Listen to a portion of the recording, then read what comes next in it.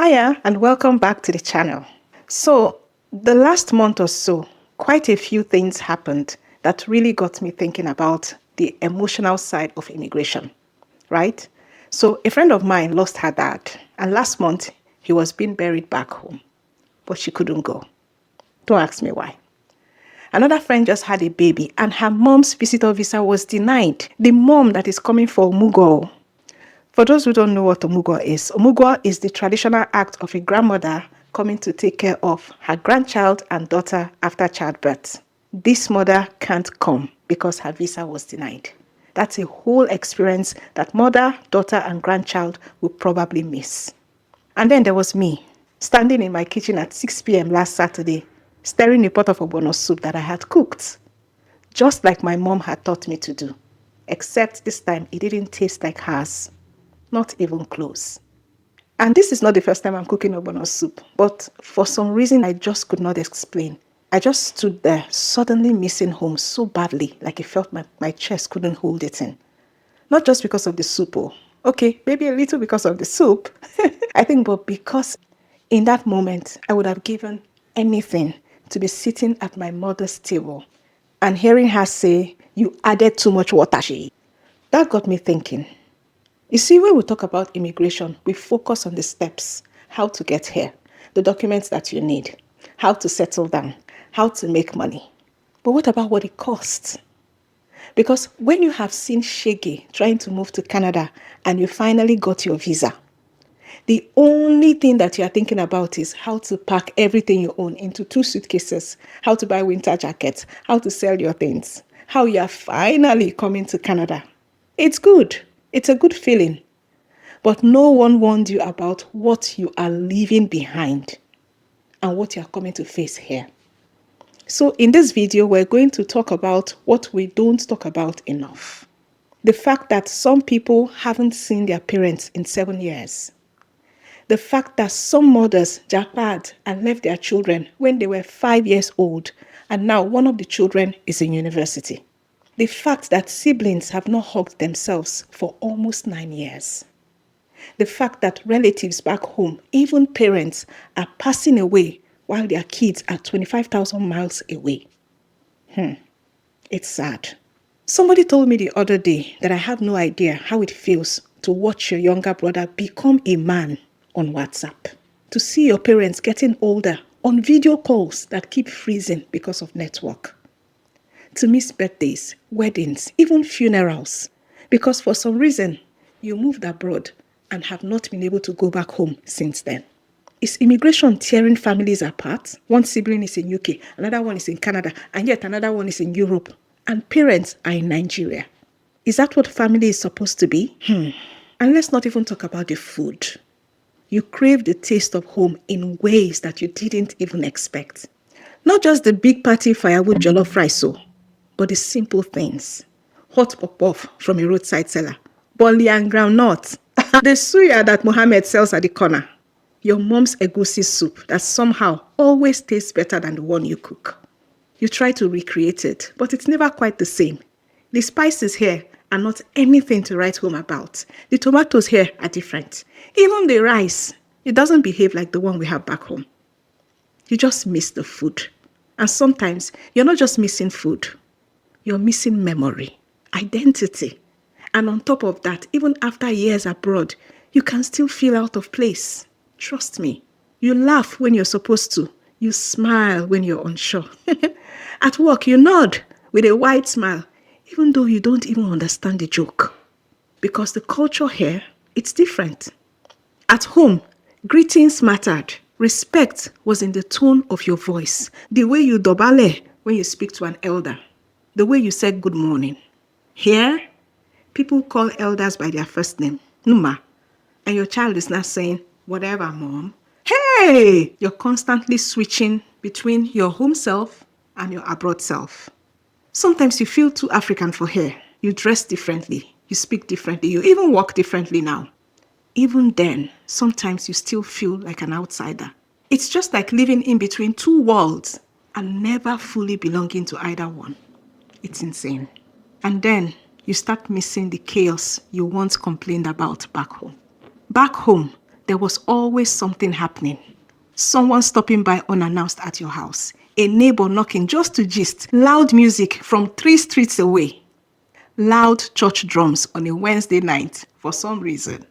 There was laughter, noise, life. People were moving on the street, gisting at the top of their voices. If you sit down in your veranda, there's enough entertainment on the street for you. Even arguments had rhythm.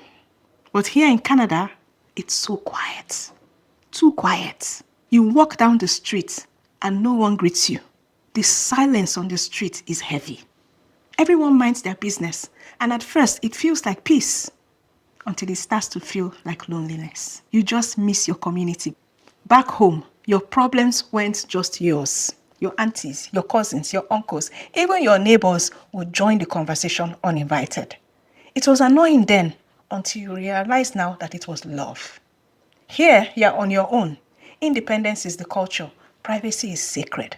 And somehow that feels very, very isolating. What about the parties? You missed the Saturday or Wambe, the unplanned birthdays, the way people danced like their knees had no bones. You missed the noise you tried to escape from. You see, homesickness is real. You are homesick not just for a place, but for a way of life. And then there's the culture shock that creeps in slowly, not just for you, but even for your children. For those who have children, or who will have children, you wanted to give them a better life. But sometimes you wonder if they are growing up without roots. Some of them have never met their cousins. They don't know the aunties who would have spoiled them silly, or the uncles who would have dragged them to eat Sunday rice at grandma's house. They don't speak your language. They don't know the games that you played or the songs that you sang at night when NEPA took light. One day, you'll realize that they've probably never even been to your country if you gave birth to them here. And maybe they never will. Because somehow, when you calculate the flight tickets to visit home, you will respect yourself because it could be very, very expensive to travel. You watch them grow up safe, educated, confident, all the things you wanted for them. But you also watch them being disconnected from your culture. They belong here, but they don't know where you came from. And when they say we are Canadians, claiming Canada as their home and somehow pushing your home country aside, you wonder because you're not even sure how to handle that situation anymore. A lot of people dream of moving abroad for that soft life. Clean streets, steady electricity, good pay, a system that works. But the reality is that it's not always what it looks like. Sometimes it's someone crying quietly on the bus, wondering why winter feels so depressing. Sometimes it's skipping meals just to send money home so your siblings can go to school. It's family back home thinking that you're living large here because you posted a picture at a park, not knowing that you were there to clear your head and cry in peace. Black tax is a story for another day. Truly, immigration doesn't just test your body, it tests your mind too. You smile at work, you laugh with colleagues, you reply, "I'm good," when you're asked, "How are you?" But inside, you're not good. You're tired. You wake up heavy, anxious. You cry in the shower. You wonder, was this a mistake? But you keep going because who are you going to tell? Who? Back home, mental health wasn't something that we really talked about. If you said that you were overwhelmed, you would hear, "It is well with you," or "The Lord is your strength." Even here in this new world, with access to mental health help, it's hard for us to admit that we're struggling. Because you keep thinking, "I'm supposed to be strong. I'm not supposed to be weak." But mental health is real. Depression is real. Burnout is real. And what makes it harder is that loneliness, that isolation. You don't have the support system you had back home. You can't just walk next door to cry to your neighbor. Everything requires a schedule, a call, or an appointment. It's insane. And that's why community matters. Safe spaces matter. Therapy matters. Sometimes you just need one person to say, "I feel it too." Sometimes you just need to meet someone just like you who has gone through what you are going through and was able to push through. You need community. We all need community. I know you don't want to hear this one, But like it or not, immigration affects marriages. Back home, things were clear. Everybody knows their place. But here, the roles can change sometimes. The wife is now earning more. The husband is doing school runs. Expectations are different. For some couples who moved together, the pressure could be real. Bills, work, the kids, no nanny, no basira, no auntie to help. Just the two of you, exhausted, snapping at each other, trying to survive. Sometimes love grows in that environment. And sometimes love dies. Marriages break, especially when understanding is lacking and both parties are unwilling to adjust. Money plays a huge part too. Who pays for what? Who sends money home? Who is sacrificing their dreams for the family to survive? I have heard though, some people even say one spouse takes the opportunity of being abroad to show the other spouse shege. It's an opportunity to pay back, especially because the society here is very partial to women over men. Some women, in a bid to exert themselves, have caused problem for their homes. Women, please be wise. Please. Please. And for those that are trying to date abroad, it's a whole different culture. You're navigating new ideas about love, gender roles, dating apps, and the vibes here. You may find love, yes, but you may also feel invisible, misunderstood, or judged by your accent, your background, your values, your status. Love in the diaspora is not a walk in the park. That's what I heard though. But it's not all doom and gloom. Actually, some couples reinvent themselves. Some people find love they never imagined. Some learn to communicate deeper, build stronger, even become more intentional in their relationship. But the truth is that immigration will shake your relationship, and only true, real love will stand the test. But after all is said and done, immigration is still a beautiful thing. We just have to know what to expect, how to adjust, and how to thrive despite all the challenges. Yes, it comes with some pain, with sacrifice, with moments that break you down for no logical reason. But it also comes with growth. You discover parts of yourself that you didn't know existed. You become stronger, more resourceful. You learn how to survive in two worlds, how to carry your culture with pride while navigating another culture. You open doors for the next generation, even if you had to crawl through bureaucracy to get here yourself. You become the bridge between back home and abroad. You teach your children where they come from while giving them a chance at something different.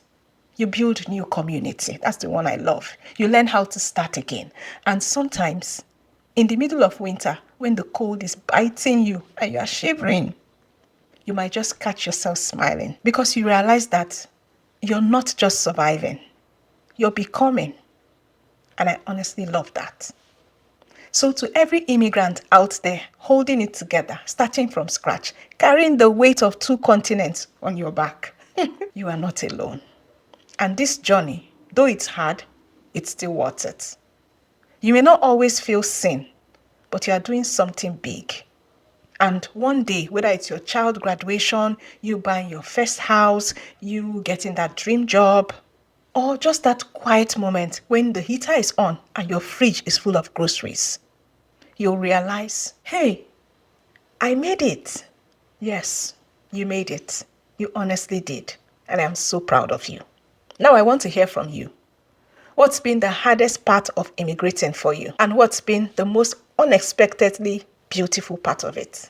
Let's talk about it in the comments. No filters, no shame, just honesty. Because this community, this space, it's for us to learn from each other. If you found any part of this video helpful or healing, please like, share, and subscribe. It will reach more people and help more people like us feel a little bit less lonely. Because sometimes we all just need to hear someone say, you are not alone in this. I too went through that. Thanks so much for watching, and remember, you are doing better than you think.